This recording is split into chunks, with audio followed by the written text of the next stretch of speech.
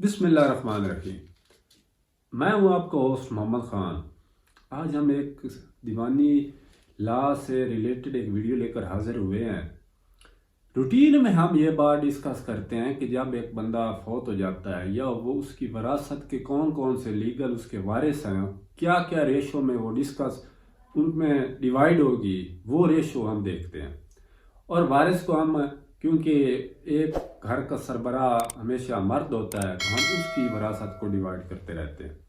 لیکن آج ہم تھوڑا اس سے ہٹ کر ایک لحاظ سے یہ دیکھیں گے، جیسا کہ آج کل ایک سوسائٹی کا رجحان اس طرف بڑھ رہا ہے، تو آج ہم دیکھیں گے کہ اگر ایک عورت فوت ہو جائے اور اس کے نام پر پراپرٹی ہو، تو اس میں سے اس شوہر کو کتنا حصہ ملے گا، اس کے شوہر کو اور بچوں کو کتنا حصہ ملے گا، یہ بات ہم ڈسکس کریں گے۔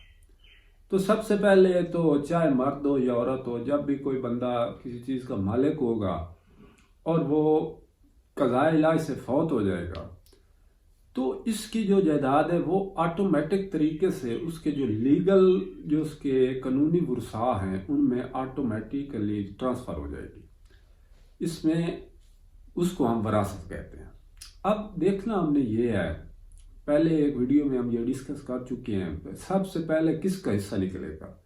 تو سب سے پہلے ان کی وفات پر جو اخراجات آئے ہیں یا کسی بندے سے ان کا کوئی لین دین ہوگا، کوئی قرضہ وغیرہ ہوگا، تو وہ کلیئر کیا جائے گا، چاہے مرد ہو یا چاہے عورت ہو۔ دونوں کی صورتوں میں جو ان کی جائیداد بچی ہوگی، ترکہ ان کا باقی وہ چھوڑ کر گئے ہیں، ان میں سے سب سے پہلے یہ اخراجات نکالے جائیں گے، اس کے بعد اس کو ڈیوائیڈ کیا جائے گا۔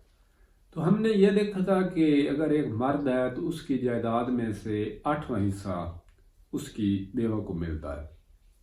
لیکن اس کے برعکس ہے کہ اگر بیوی فوت ہو گئی ہے اور اس کے نام پر پراپرٹی ہے، تو اس میں سے شوہر کا کتنا حصہ ہوگا، کیا اسے ملے گا بھی نہیں، ملے گا یا نہیں ملے گا، تو یہ ہم نے دیکھنا ہے۔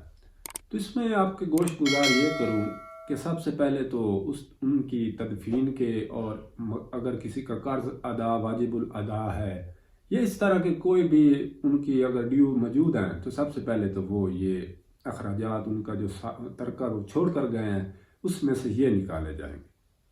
اس کے بعد شوہر کی بات آئی، تو جہاں تک شوہر کی بات ہے تو ایک بیوی کے حصے سے شوہر کو چوتھا حصہ ملے گا، 8واں نہیں، چوتھا حصہ ملے گا۔